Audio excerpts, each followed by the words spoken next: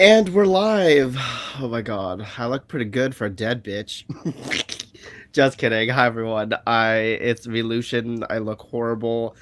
I'm okay. I'm still alive. I have literally been sick the past 2 days actually. Oh my god, I'm getting over it much faster than I thought. In the beginning it was horrible. Um, Yesterday was really bad. I literally just spent all day sleeping.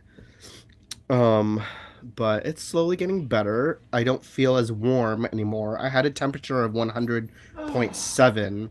Alexa, Um, turn off kitchen. Dave, shh. Just kidding.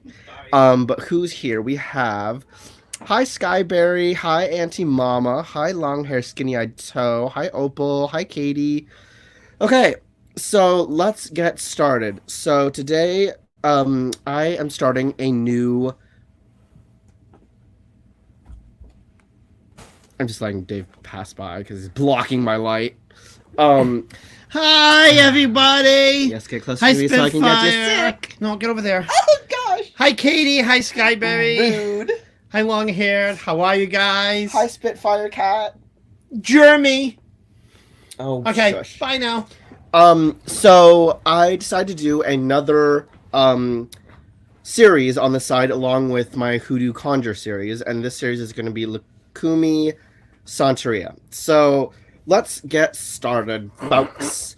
So, hi, Serana. Question is, what is Lukumi and what is Santeria? FYI, folks, they're both the exact same thing. The more technical term is Lukumi, but most people know this tradition by Santeria. Now I have my little notes here because I have been taking notes for weeks now and reading books, reading sources, talking to people. Dave's being weird. I don't know why he's pointing at me. So these are all my notes on everything that I know thus far. Well, not everything, because I've actually been trying to study Santeria and Ifa and like everything in between. So it's like, you know, when you start to study something and then you see one thing and you're like, ooh, what's that? So you go study something else and then you're like, ooh, what's that though? So then you go and branch off into 12 like different things. It's kind of what I did. But okay, come on, Thor. He's like, psst. No, don't go up on my. Okay, good. Yeah, you can sit up there. Good. Okay, so let's start with the history of Lukumi / Santeria. So from now on, rewind. Lukumi and Santeria are the exact same thing. So for everyone's sake, I'm just going to call it by its more common term, Santeria. So let's talk about the history, which is what I did with the Hoodoo Conjure. The first episode I ever did was starting with the history because, as I always say, history of something is always important to understand, regardless of what tradition you are learning. So, history. Santeria was born in Nigeria along the banks of the Niger River. The Yoruba people were brought to the New World via slave trade. The Yoruba people brought with them the colorful mythology of their religion, known in Cuba as Lukumi, and in Brazil as Macumba and Candomblé, which is super cool because I have a friend who actually is part of the Candomblé tradition. Jeez, Thor, have to ruin. Why? Hold on a sec, guys. Dave, can you go feed them? I swear to God, Thor, if you bite me one more time, I will smack you. Hi, Kay. Hi, Fallen. Hi, that Barb girl.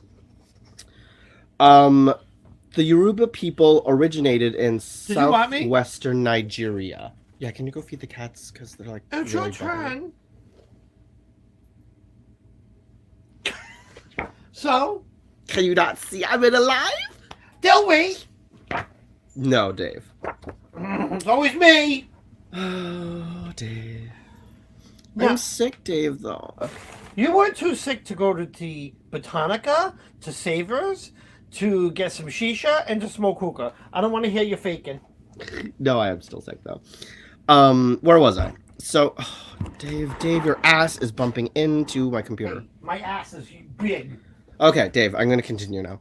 So, I said the Yoruba people originated in southwestern Nigeria. They had a series of kingdoms, the most important of which was Benin. The Kingdom of Benin lasted from the 12th century until around 1896, when it was dispersed by the English colonies. Benin was a form of Ethiocratic autocracy where the Oba, which is called a king, had absolute power.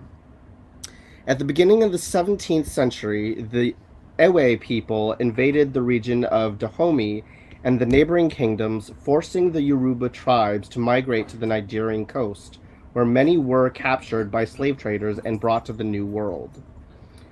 The Yoruba pantheon is extremely complex and sophisticated and strongly reminiscent of the ancient Greeks.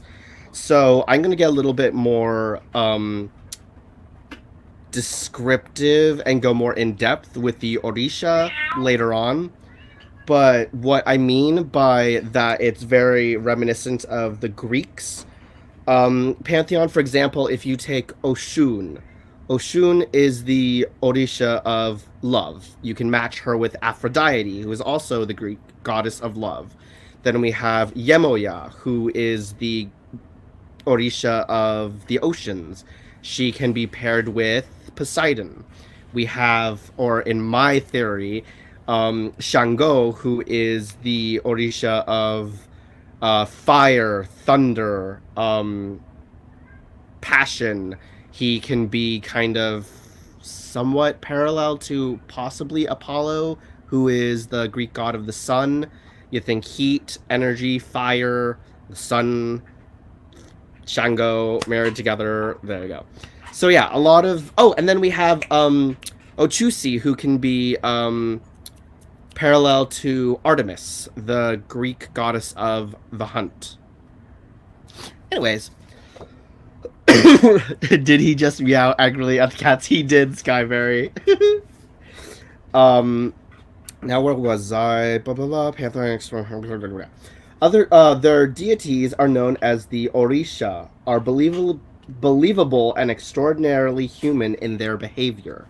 And I'll go a little bit more on to what the Orisha are a little bit later on. The term Orisha is of uncertain origin, but some believe it is derived from the word Osha, meaning religious ceremonies. Others claimed it is formed of the roots Ri, which means to see, and Sha, which is to choose. But today, most people say that Orisha means Ori, you're conscious, and Sha, meaning protector or guide, which makes sense because your Orisha are kind of like your head, and it is believed that you are given two Orisha. One controls your body, and one controls your head. And then the one that crowns your head is like your top Orisha that helps guide you through life. Alexa, turn off. Where am I? Oh, right here. There are many Orisha in the pantheon. Some say there are as many as 400 plus one. And the reason for the plus one is because there's so many out there, and every day it seems like they're always finding a new one. So, or at least, right, Skyberry? That's what the plus one means. During the slave trade, the Caribbean countries such as Cuba, Puerto Rico, and the Dominican Republic were dominated by Spain. In Cuba, where Santeria originated, the Yoruba became known as Lukumi, a word that means friendship. The Cuban Lukumis were deeply influenced by the Catholic iconlatry of their Spanish masters.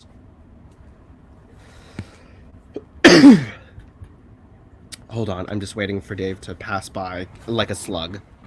I'm not like a slug. Be nice. In their efforts to hide their magical and religious practices from the eyes of the Spaniards, they identified their deities with the saints of the Catholic Church, which is similar to with voodoo. Back in the day during slavery, they matched their Loa with that of the Catholic saints so that they could practice in secrecy without, repercussions of being hung if they were found out that they were worshipping something other than the Catholic saints. All of the Yoruba deities worshipped in Santeria have been identified with the Catholic saints. Santeria is therefore a mixture of magical rites of the Yoruba and some of the traditions of the Catholic Church. The Yoruba religion comprises of an intricate, I can't even read my own handwriting, systems of rituals and ceremonies of a distinct magical nature, all of which the slaves conducted in the woods. All the rituals, especially the initiations, were conducted under the stringent vows of secrecy. This secrecy, which never existed in Nigeria, is still observed by the practitioners of Santeria today, and is one of the reasons the religion is so close to outsiders. Ish. Each Orisha or saint is identified with a force of nature and human interests or endeavors. And I'll go later on into like what that also means.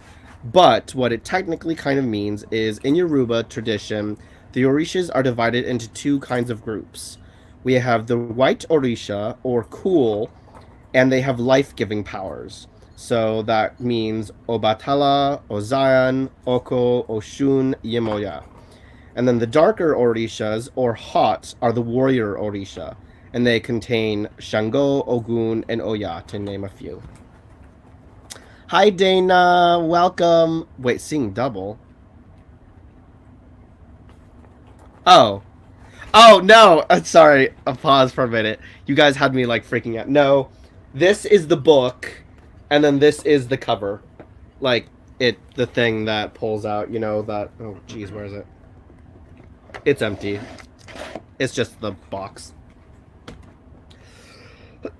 But I do have two. So, no, you aren't really seeing double. Where was I? Hot, cold. Okay. In Santeria... Oh, Santeria is based on the concept of Ashe and Ibo. Ashe is a Yoruba word that means so be it. So it's kind of like the Wiccan phrase of so mote it be. But as a symbol of divine power. It is the power of which Olodumare created the universe, and Olodumare is like the supreme god. Everything is made of Ashe, and through Ashe, everything is possible. The Orishas are the repositories of Olodumare's Ashe. All the invocations, spells, and rituals of Santeria are conducted to acquire Ashe from the Orisha. With Ashe, all problems can be solved, enemies can be subdued, love and money can be required. Oh, acquired, not required. Ashe is also authority and power of action.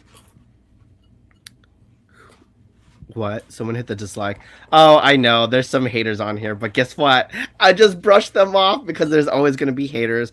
And you want to know the sad thing is, I already know who those haters are. And guess what? I don't really care because you know what? They can go suck it. With Ashe, all problems can be solved. That's what I said. Ashe is also authority, power of action. Ibo, on the other hand, is the concept of sacrifice. The way which the Orishas are appropriated so that they give us our Ashe.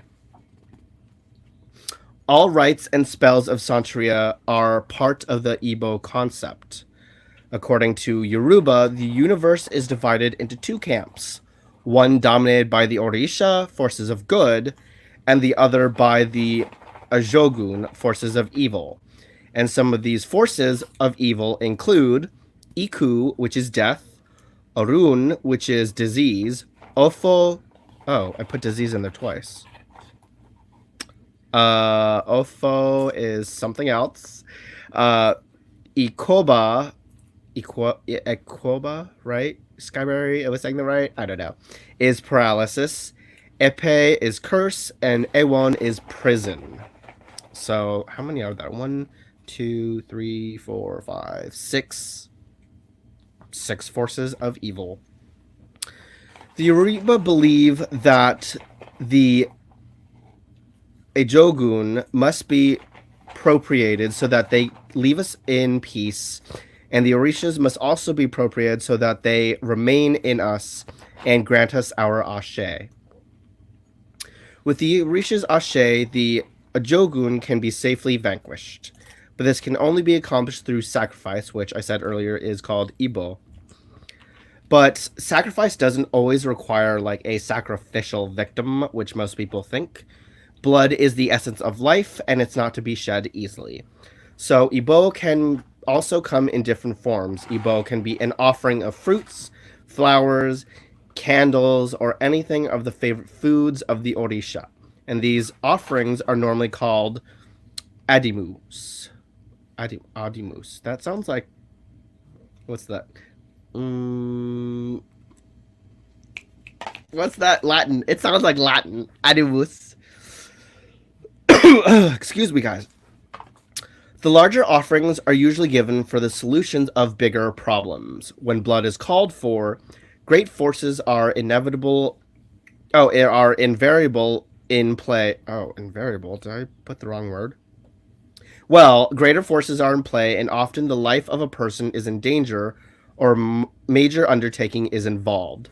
So that's only the real reason why someone would do a blood sacrifice, is if there's a huge issue. Not, for example, if, oh, my cat's gone missing for a day and I need to, like, offer up a goat to have the Orisha come and bring my cat back. No, you wouldn't do a huge offering for that.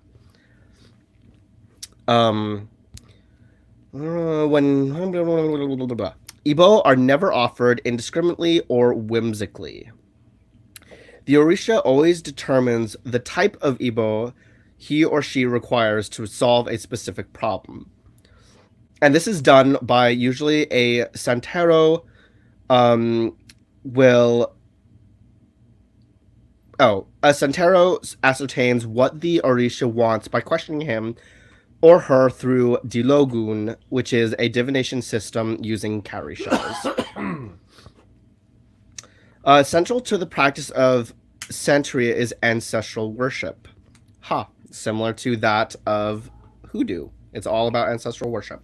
So basically, guys, just an important little note, because I kind of accidentally did it backwards. I was focused a lot on the Orisha, and then I was corrected in saying that you always start with your Ori and your Igun, which is your ancestors. First, when resulting with anything, any issues you have. And if your Igun or your Ori cannot solve your issue, then you go up to the higher ups, which would be the Orisha.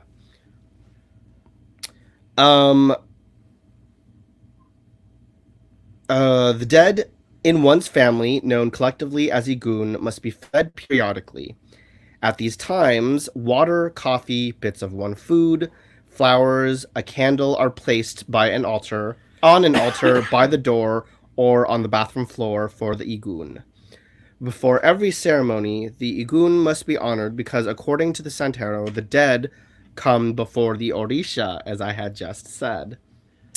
Ifa is... Oh, and then I just said something here about Ifa is the West African divination system. I don't know why I put that in there. I think... Oh, no, I did put that in there, but I meant to switch that to a different topic. So Santeria is the Afro-Cuban religion that is today entirely independent from that of the Yoruba, even though its general structure is largely based on Yoruba tradition. So what that means is Santeria, the different branches are all completely separate. So you have Candomblé, you have Santeria, you have Yoruba. Even though they're all very similar to each other, they're actually completely different practices altogether. I'm just wondering. Okay, so I'm just going to talk a little bit about the Santero and the Babalao, because they're both part of this tradition, and it's kind of important to know what their roles are in Santeria. So we have a Santero or a Santera, which is an Afro-Cuban priest. They're also known as the Omo Orisha. Omo Orisha meaning child of the Orisha. So a Santero or Santera takes on the name of the Orisha whose mystery he or she has been initiated into.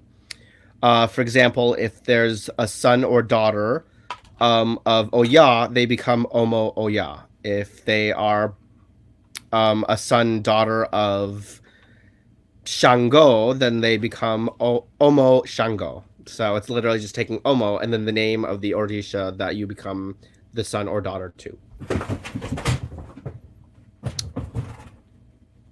That's the sound of cats dropping over everything. And then we have the Babalao, which is an African oracle meaning father of secrets. The Babalao can determine who your Orisha guardian is through Orunmila or Elegua. And once you determine who your Orisha guardian is, then you become an Aborisha, which is known as a follower of the Orisha. No, Dave did not fell over. It was just boxes and some What?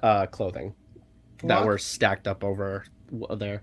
No, I heard my name. no, because Thor just knocked over a box the big box you opened today, and they were like, "What the hell fell over?" And then someone, "What did Dave fall over?" No, I'm not that high. Oh, I love that. Thank you, Auntie Mama. Just gonna put that up there. To the haters, you waste your time Coming on here to dislike someone's creation. Why don't you go do something more productive than hating? Bye-bye, haters. Bye-bye. Why, did you have a hater? I did. I had one person already dislike my thing, but you know what? I don't care. So Yeah. I'm gonna talk more about haters. Look at that. Oh, It's for you. There, it's for you, haters. There you go. There you go. Okay, Dave, we get the point. Okay, so I'm gonna talk about the Orisha tradition. So that was a little history background, you guys. So at the center of the Yoruba culture, their civilization, both politically and religiously, is the holy city of Ele-Ife. The word Ele meaning home, because indeed Ife is considered the ancestral home of the Yoruba people. The head of Ife was the Oni, or divine king, from whom all other Yoruba kings, or Obas, received the right to wear the beaded crown that was a symbol of their power. So, for example, we have the Obas, which were all the kings of the different cities. But then you have the Uni, who is the divine king, like the leader, the big boss of all the littler kings, if that makes sense. The Uni was said to be a direct descendant of Odudua, the Orisha founder of Ife, and one of the three deities sent to Earth by Olodumare to oversee the destinies of mankind. Today, Uni's dynasty is still very much in power in Nigeria, and he still traces his ancestry to Odudua. Odudua? Orisha tradition teaches us the importance of religious tolerance. The Yoruba don't simply accept the Catholic saints, they identify them with the Orishas. Santeria literally means the worship of saints. And these saints are identified with the Orisha of the Yoruba pantheon. It's most important that Candomblé, Shango, and Santeria never be identified as part of the traditional Yoruba religion. They are all, yes, Yoruba-based, but because of the syncretism and other changes that took place through the centuries, they should be considered as independent religions, different not only from the original Yoruba belief, but also from one another. So, for example, you have Candomblé, Shango, Santeria, Yoruba, all similar but different from each other and considered completely different practices, even though they're all derived from Yoruba. That is so loud. What? Could you guys all hear his music from just then? Oh, it ain't that bad. Just No, seriously, it's like really loud. It's not that loud. I couldn't concentrate. That's why I told you to pause. Well, I can't help it. I like my music. I'll turn it down one notch. That's all you got. Oh my god, it's not even that loud. It's Dave, halfway. Where was I? From one another. Their roots are intrinsically Yoruba, but each one has taken on the special flavor of the country where it was born. So Candomblé is strictly Brazilian, Shango is strictly Trinidadian, and Santeria could only have risen out of Cuba. What is Santeria? The Santeros and Santeras, who are priests and priestesses, are seen only as the mouthpiece as the Orisha and as instructors in the mysteries of Santeria, which I don't think is quite true. Santeria worships a central creative force known as Olodumare, who corresponds with the concept of God. The Orisha were created by Olodumare to manifest his will and express his essence in nature. They essentially are also guides and protectors of mankind. The Rishas are not gods, as most people think, but the children and servants of Olodumare and guardian angels to mankind. So they are more of deities, they are more personification of nature itself. Um, the Orishas, oh, I just said that. Santeria is a monotheistic religion. One of the central beliefs of Santeria is that every individual's life is overseen by one of the Orisha. He or she has the divine protection and guidance of that Orisha his entire life. So I said earlier, we do receive two, a father and a mother, usually one that oversees your body. And when I mean your body, your actions, the physical world around you is affected by your body Orisha. Then you have your crown or head Orisha that controls your thoughts, your emotions, and your feelings. And that crown Orisha is also more of the dominant one. uh, And the first thing to do is to figure out who your personal Orisha is, and that is done through one of the divination systems in the religion. Uh, from the one, from the moment one learns the name of his or her Orisha, the practitioner petitions that particular deity constantly, and constantly for help and guidance in their life, which kind of isn't true because, oh, Thor, get off my notes, please. As I said earlier, it's important to always go by hierarchy when it comes to your matters. So, as I said earlier, you always want to start with your Ori, which I will talk about later on. Then, if your Ori can't solve your issue, then you move on to your Igun or your ancestors. If they can't help you, then you petition the Orisha. Oh, I love that Dana. She just goes, I knew I had a crown, you just couldn't see it. That just made my that just made my day. Um because your head follows your body. Exactly. Thank you, Skyberry. The LOL, the look that Lucy did was such a mother look.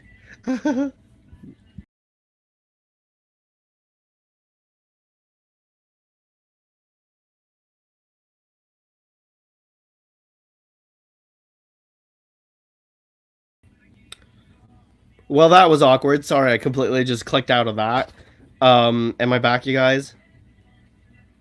I think so. Yeah, I think it's. Yep, it's still going. Cool. Well, that was awkward. I don't know what he's listening to, but everyone's asking what you're listening to. It is called More by Usher. Oh, he's listening to More by Usher. This can't possibly be loud. Like, I use Big Duke headphones, so it kind of bleeds a little bit. Yeah, so turn it down a lot more. No, because I like my brain vibrating when I'm listening to music. Wait, where am I on now? I'm going back into. I just said wait, tradition, both politically, religiously, concept. So that history. Oh, wow! Am I really almost okay? So what is Santeria? Gods. Oh, Mare. Oh my God! I'm almost done. This was a quick live. So the Yoruba slaves identified their Orisha with the saints. The saints became invested with the same supernatural powers of the African deities. Each Orisha/saint was credited with certain specific attributes and was believed to control some aspects of human life. As the magical rites of the Yoruba became more popular, the Spaniards slowly overcoming the natural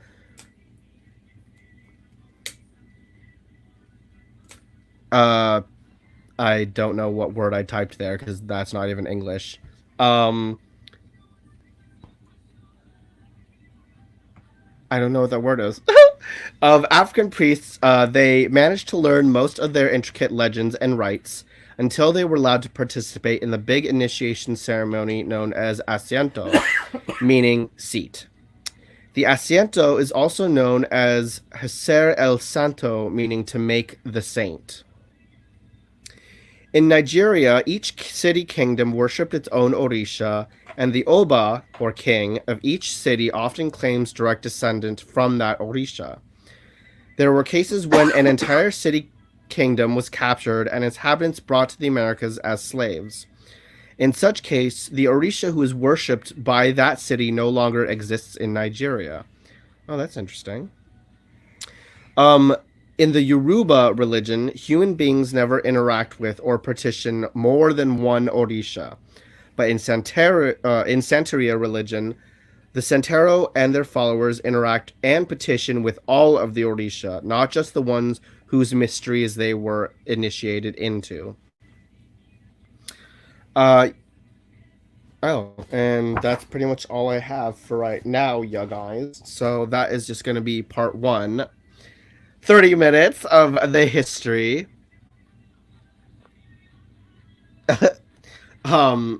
Yeah, so that is the history of Santeria. I think for the next episode, guys, I'm going to go more in depth on the Orisha, talk a little bit about each of their traits, who they are, their favorite offerings. Yeah, just more about the different Orisha. And then I'll also mention like which Orisha can be matched with which saint. And then I'll go more in depth on the Bovida, how to set up your Bovida, because that's also very, very, very important to have your Bovida set up for the Igun, your ancestors, and we'll go from there. How does that sound, folks? Anyways, I hope you guys learned a lot from this first video. I know, sorry guys, history lessons can be a little bit boring at times, but it can also be fascinating at the same time because it gives you a little bit of perspective into a different culture that you may or may not be familiar with. So I always find it interesting to learn about the history of how practices came to be today. So, with that said, I will see you guys. So my normal day for this, the Lukumi Santeria 101 lessons, you guys, is going to be every Thursday at 7:30. I just didn't do it this week because I was dying on Thursday. I was not feeling good whatsoever, and I literally slept all day yesterday, and I'm still starting to feel a little bit more alive, which is good.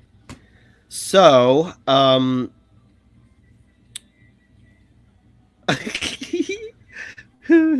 sorry, I had to. Auntie Mom, it's a great video listen. Yay, no homework. Oh gosh. Yes. Oh, and guys, for that last video that I did, for the hoodoo one, I was getting a lot of, or a few people were like, what was up with that beginning? So what happened, I'm just going to kind of quickly explain, was I was in one of the Facebook groups, that some people were in, not a lot, but there was this huge debate over practice, and it's quickly turned into a whole race thing, and you can't practice this or that without being initiated or without being born into that practice. And then there was another group that I was in where this woman was like, oh yeah, I can teach you how to become a voodoo priest through taking lessons and courses online. And I'm just like, okay, this is really weird. You can't just teach people online. It's not like you get a certificate for becoming a voodoo priest or whatever. So I was getting pissed because I was like, learning something and your craft comes from within. It's something that you're born with. It's not something that you go out there and get a certificate saying, oh, look, I have a certificate that says I'm an official witch or I am an official voodoo practitioner.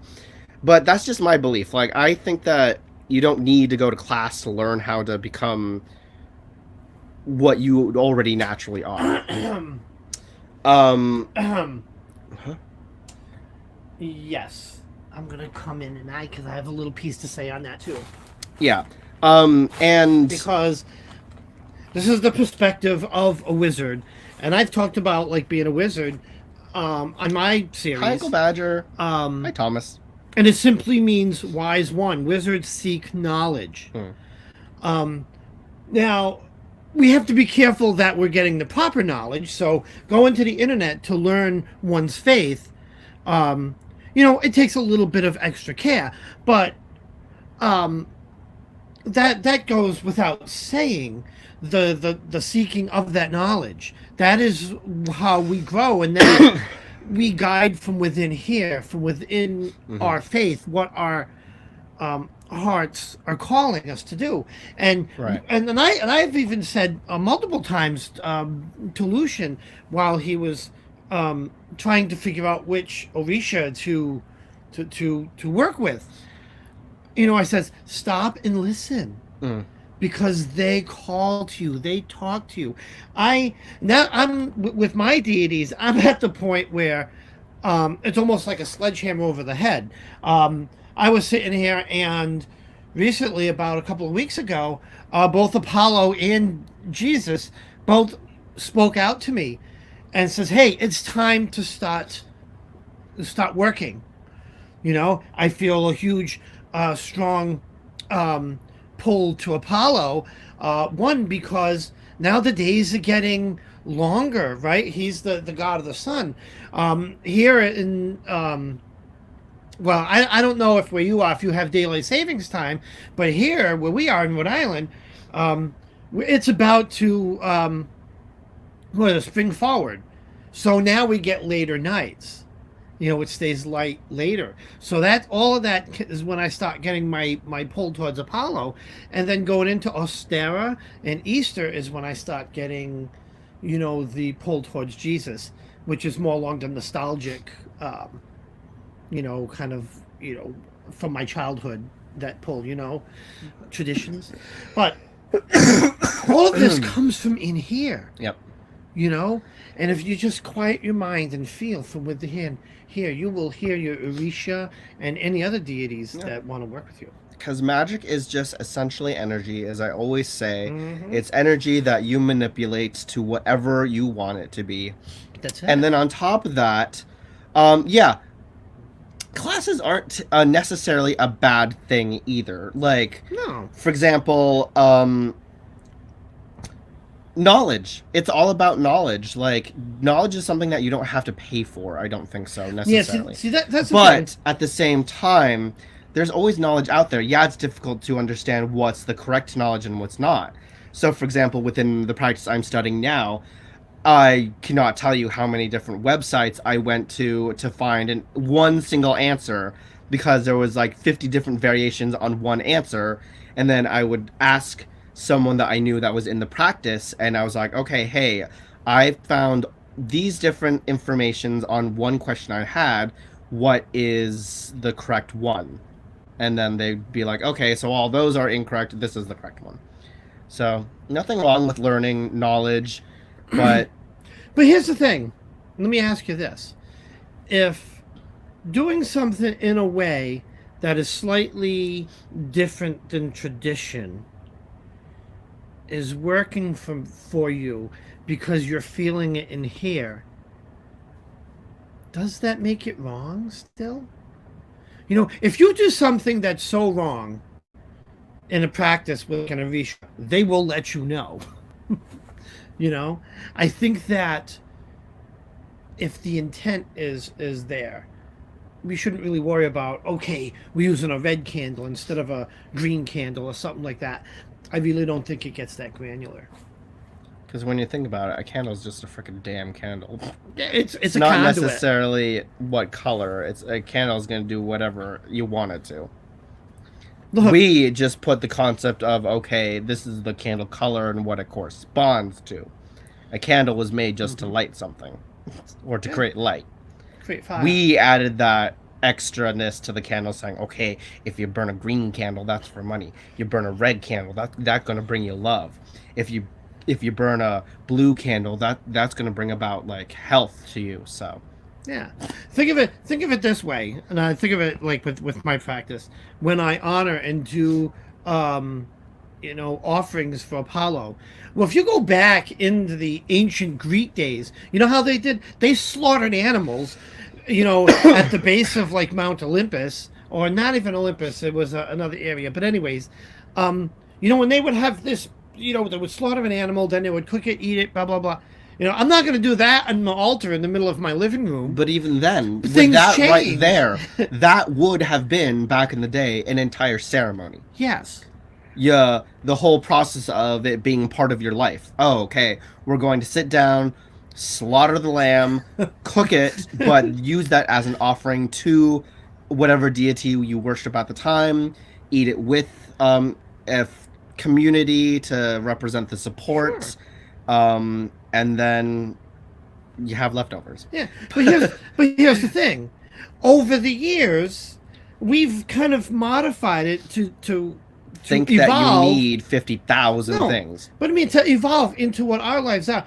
I'm not slaughtering lambs in the living room. I will maybe get some laurel leaves because that's sacred to them, and some incense. So it changes. Yeah.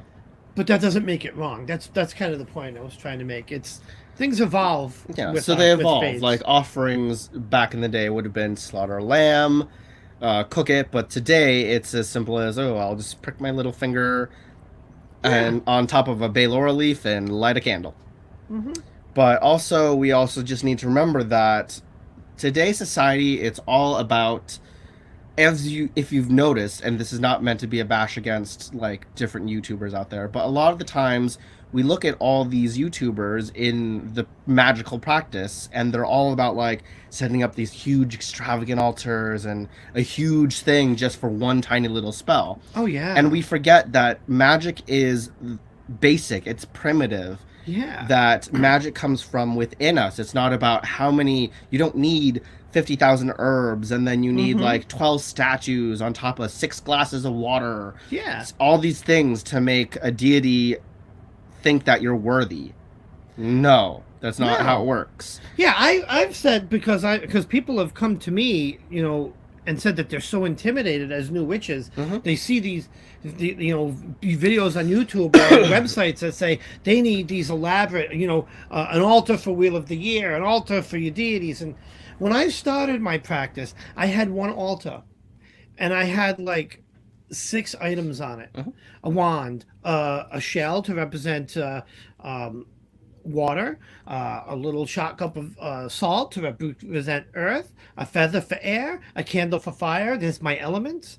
I had, a little crystal, and that's it. I started with that basic stuff, and it worked. Exactly. Where is it? Opal Owl says, use what you have. Use what you have. You will find that altar will build and grow and evolve over time. And then before you know it, you'll be like the mess that we have over here. And I'm not going to name this person, but I remember a good friend of mine that I had that was very close to giving up on their practice because they felt like they didn't know enough about herbs. They didn't know enough about tarot. They didn't know enough compared to everyone else in the practice. But you know what?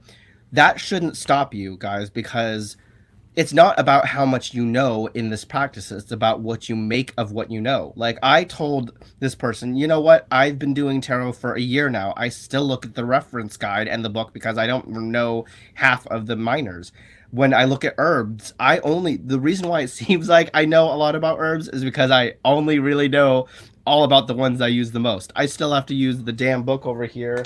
Just Oh, here it is. I still look at this book for a guide reference, like, oh, here, because I don't know half of the herbs, and I always forget, like, okay, what other herbs can I use besides the same 3 that I've been always using? But, like, see, it has a whole list of, like, herbs that you can use for divination, dream, receiving omens, and then you have a list of herbs for cleansing and purifying. I still use this book.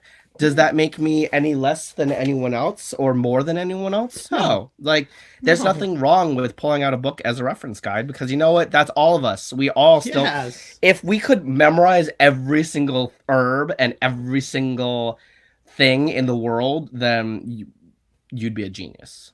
But Yeah. it's not about how much you know. It's just simply about what you do with it. Yeah. We all do that. Everyone's learning. Everyone's on a different path in their practice, and it doesn't even matter with those people that say they're like priests, priestesses, or they're what else are there other than priest and priestess? But they still don't even know everything. They're still constantly learning. It's about the evolution and the journey, you guys, that you need to remember, because a lot of the times we forget it's about the journey. Yeah, look at the best wizards even in legend, in mythology had great libraries. Look at any even in the Hollywood sense. Look at what Charmed, right? They have a book up in the attic. Witches have guides. I use the grimoire for the wizards. For the Apprentice Wizard. That book, is a great reference manual. When I want to do like a ritual or something like that, I'll flip, to the index. I'll look it up. What? Oh my god, you brought up Charmed. Okay, I just have to say this one thing because it's actually really funny. So I was in this one Facebook group, and this one girl, she was sweet, but it was kind of hilarious because she was like, "Oh my god, you guys, I just come from a long lineage of witches, and I have all this power that I just don't know how to control." And I felt bad because we were all, including me, kind of was laughing. We were like, well, if you come from a long line of witches, why don't you just talk to them about it? And then I told her, I was like, okay, I'm sorry, I gotta stop you because this is not Charmed where your powers are out of control and things are flying around the room. I'm like, you have control of your damn powers. It's super simple. You just gotta focus, calm your mind, and realize that you are in control of everything that happens around you and your powers. They're not flying around the room. You're like levitating off the ground. And then this person ends up being Carrie and it's like blowing cars up. Right. I was like, that what you're thinking is Charmed life. This is real world magic where when you're out of control, things aren't flying around the room. Yeah. But yeah. It was kind of funny though. But anyways, guys. Yeah, they need to hijack it. No, it's okay. This is a great. I felt like I just had to clarify that because a lot of people were like, "What was up with that?" And I was like, I probably should have described the backstory to why I went on that little thing in the beginning." But why you went on a thing in the beginning? No, my intro to the with the hoodoo class, the last hoodoo class. Oh, so I got a few people asking me like, "What was up with that?" Did you throw shade? Was it a little shady? Just a little shade? Yeah, it was shade towards a group that was being stupid. Did you not hear the whole thing I talked about? No. Not from the last live, because I was working over here. Remember, I wasn't watching it. Oh, yeah. It was... It had to do with this Facebook group, and it gone to a huge war, and whole thing about race and whatnot, and I was like, girl, please. So geez. I just jumped on, and I was like, oh my god, I had to do that. Yeah, that's crazy. Come on. I don't even think of that stuff in those terms anymore. Oh my god, that Barb girl just said, when I'm out of control, things do fly around the room, but that's because I'm throwing things. Oh my god, that just made my night. I love it. When you're out of control or you are psychotic and need help. Oh my gosh. Oh my gosh. Oh my god. Yeah, exactly. Funny. Everyone starts off as noobs. I was exactly where some people are. Hey, I'm a noob right now at studying Santeria, you guys. Yeah. I mean, now I feel intermediate because I've spent like a whole week studying 24/7. Yes, studying 24/7. You're intermediate and you're a billion in a week. No, I'm just kidding. I'm still a noob. I mean, I still feel like I have a lot to learn, and I've been in my practice for years. Hold on. Sorry, guys. I'm just scrolling up. Oh my god. So let me just plug this in because we do it every day.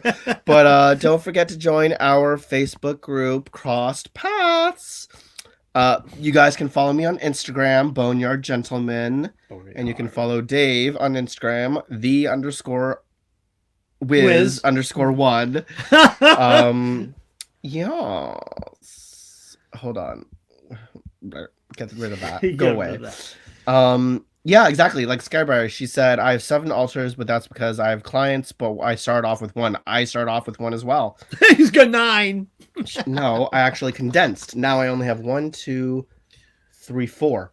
I have 4 altars. I have found that altars Shocker. increase in how many? 4. 4. 1, 2, 3, 4. What's this? Oh, okay. Well, that's like a little mini one. That doesn't count. It doesn't count. 4.5. Let's say 4.5. 1, 2, 4.25. 3. Right here. 1. 1. The brown. 2. The cloth thing, and then 3, 4, 5. What 6. are you looking at? Oh my god. 1. Yeah, 1. 2. That's not 1 right there. What is that? That's just junk. Okay. Jeez. That's the jolter. And the stuff up there is not even 1 right now. I just set that there because I had to move it somewhere. All right. Okay. Because I'm reorganizing everything. Yeah. But no, like literally, my altars now went from like 50 things to like literally I have a statue, I have a shot glass for rum, a glass of water, and a little jar. Yeah, I joke, but we've been kind of condensing down. And a candle.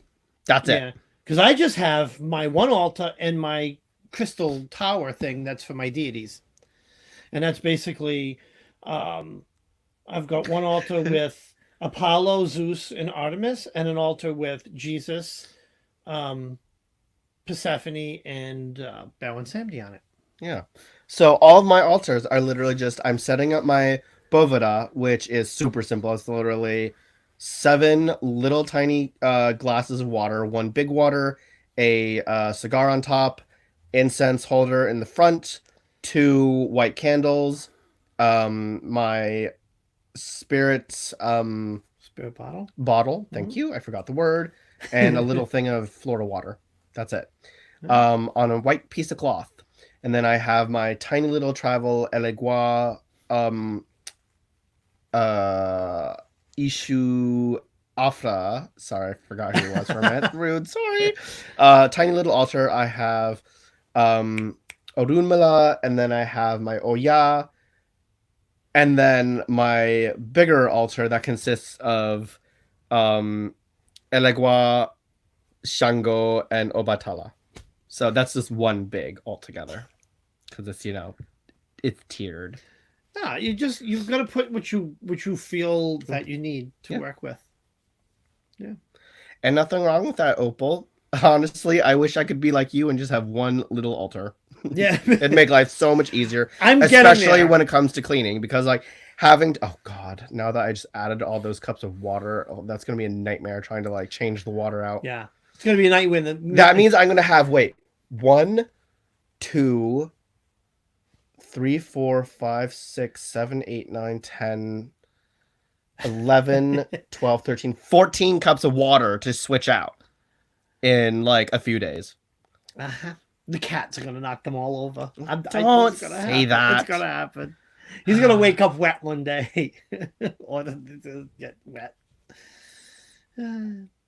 Ew, you just said, oh, my cat has an altar too, though, because she keeps bringing me dead spiders and I put them on my pillow. Oh. If Thor ever brought me a dead spider, no, girl, no. He'll be put into a little cage at night until I wake up knowing that I slept peacefully with no spiders on my pillow to greet me. I had a cat as a kid that used to be an outdoor cat and used to bring mice heads and leave them on the steps. And that is a good thing, Debbie, that you have 1, or yes, I agree, very minimal, because just if you have 50,000 things on your altar, that makes cleaning a lot harder. That's why I actually like keeping it minimal now. Mm-hmm. Makes it a lot easier to clean and dust. Oh, and D-Lamp says she has 3 altars. Nice. See, it doesn't have to be a complete altar mess. Oh, Skyberry, I am super clumsy when it comes to pictures or anything. So That's out of the option for me. It's literally I dump the water out, bring it over the sink, fill it up, bring it back individually. Yeah, that's what he does. Ain't got time to bring a picture out and slowly, carefully try and pour it all Yeah, back 'cause it'll in. be all over. Yeah. It'll be all over the place.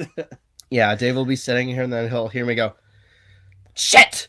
Shit! What the fuck? Shit! I just got water everywhere! And I pretend to sleep. Yeah, and he'll be like, oh, Lord.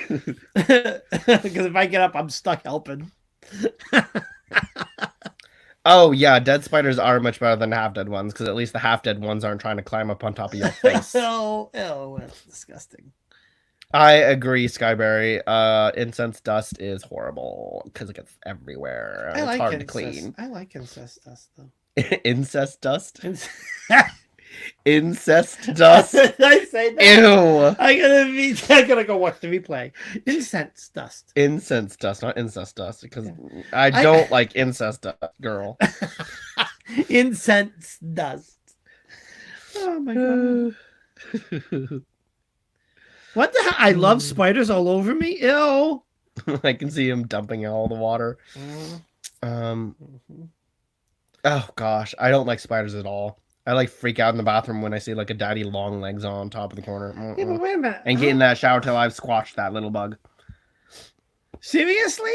You love spiders all over you? Yeah, some people really like spiders. I don't envy those who love tarantulas and can like pick one up and have it up on their face and be like, "Oh, hey, my little pet's just chilling on my face." I love cats. I love cats all over me. I could do that.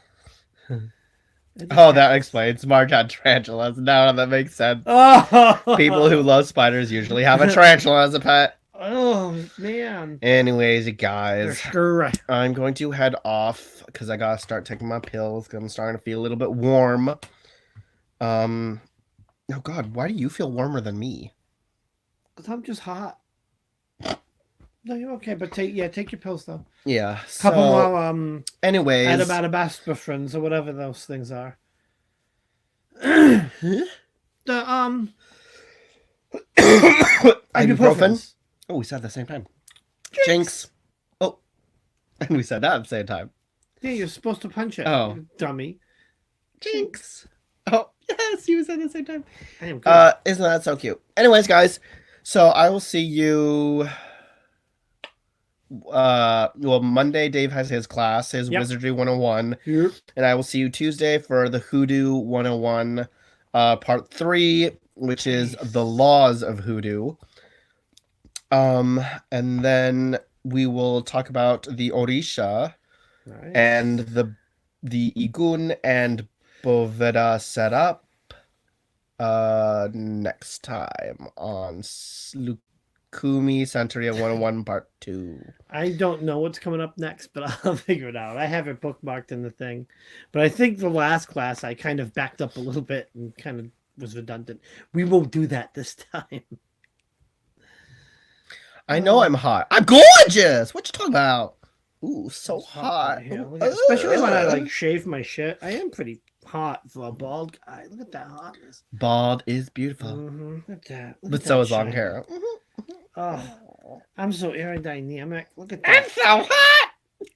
I buff up this head. Let me tell you, I can direct planes into landings. Because it's shiny. Yeah, it reflects. And it reflects the Got light. it. Anyways, guys, love you all. Thank you for such an awesome night. And I will see you guys Monday. Oh, hi, Dana. I didn't know you were here. Hello. She's been here the whole time, Dave. Yeah, but I came in late. Clearly. Anyways, night, guys. Here it is.